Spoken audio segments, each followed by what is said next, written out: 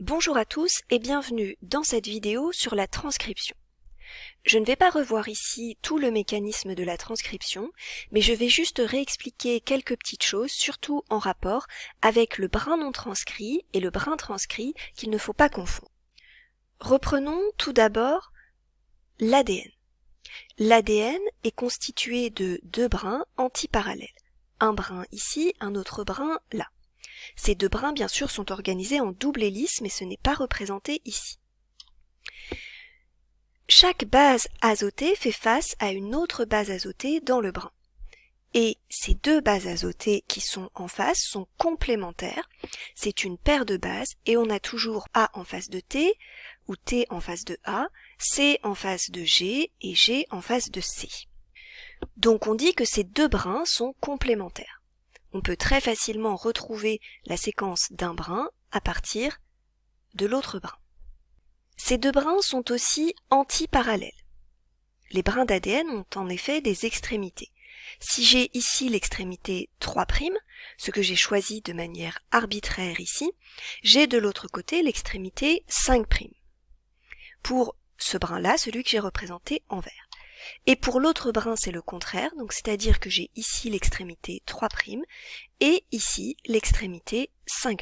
Donc ici, c'est juste pour rappeler que les deux brins sont complémentaires et antiparallèles. Voyons maintenant ce qui se passe pendant la transcription. Donc les deux brins d'ADN vont se séparer et l'ARN polymérase va agir sur un des brins. J'ai représenté ici le fait que l'ARN polymérase agit sur le brin en vert qui est là. L'ARN polymérase va progresser et rajouter des nucléotides complémentaires de manière à former un ARN. Ce qui est en rouge ici, c'est l'ARN en cours de synthèse.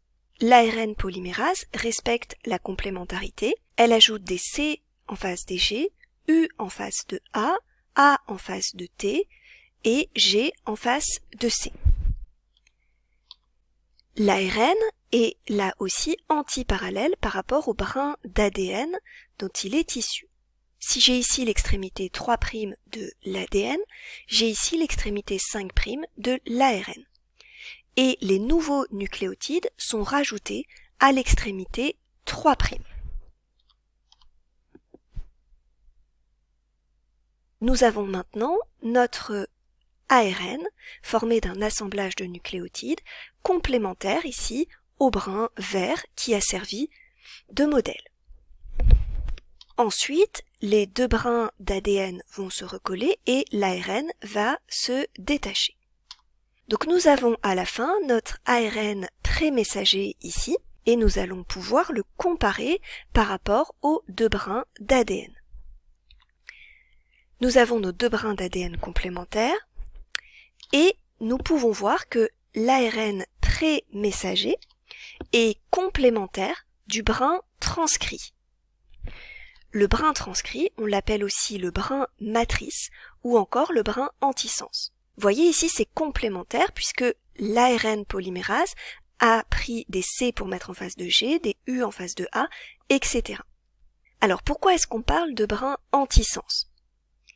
Voyez ici, l'ADN, il est dans le sens 3', 5', alors qu'ici, l'ARN pré-messager, donc si on le place de manière à ce que les nucléotides soient complémentaires, là, il est dans le sens 5', 3', le sens contraire, d'où la notion de brin antisens. Maintenant, si on compare notre ARN pré-messager avec l'autre brin d'ADN, celui qui n'a pas été transcrit, on remarque que l'ARN pré-messager est quasiment identique à ce brin. Seulement, on a les T qui sont remplacés par des U dans l'ARN pré-messager. C'est tout à fait logique. L'ARN pré-messager est complémentaire du brin d'ADN transcrit, le brin vert, mais comme le brin bleu est complémentaire du brin vert, eh bien c'est logique que le brin bleu soit identique au T près à l'ARN pré-messager. Donc ce brin d'ADN ici, c'est ce qu'on appelle le brin non transcrit ou encore le brin sens. Pourquoi ? Parce que là, vous voyez, on va dans le même sens, 5', 3', 5', 3'.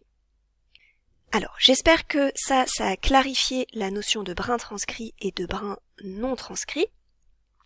Mais ce qu'il faut savoir maintenant, c'est lequel est le brin transcrit. Si on vous donne un exercice en vous demandant la séquence de l'ARN, ça doit être indiqué dans l'exercice, ça doit être indiqué que c'est le brin transcrit ou que c'est le brin non transcrit. En réalité, dans les cellules, il se peut que ça soit les deux. Je m'explique. Tout à l'heure, j'ai choisi de manière arbitraire que le brin transcrit soit le brin vert. Et donc, l'ARN polymérase a rajouté ici ces nucléotides. Donc là, on obtient 7 ARN messagers avec la séquence CUU, AGA, ACU, etc. Mais le brin transcrit aurait tout à fait pu être le brin bleu.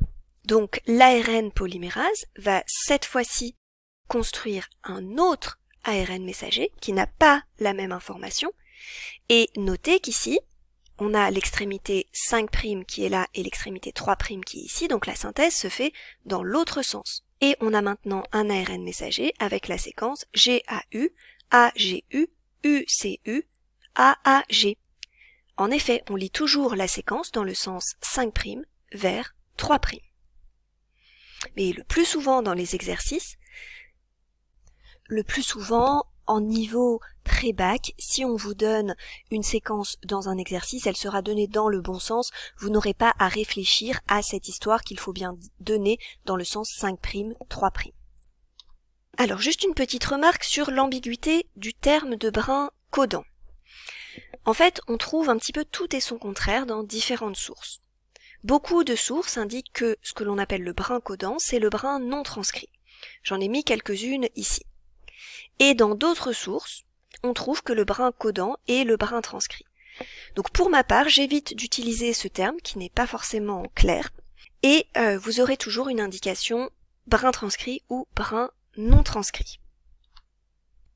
Cette vidéo est terminée, je vous remercie pour votre attention.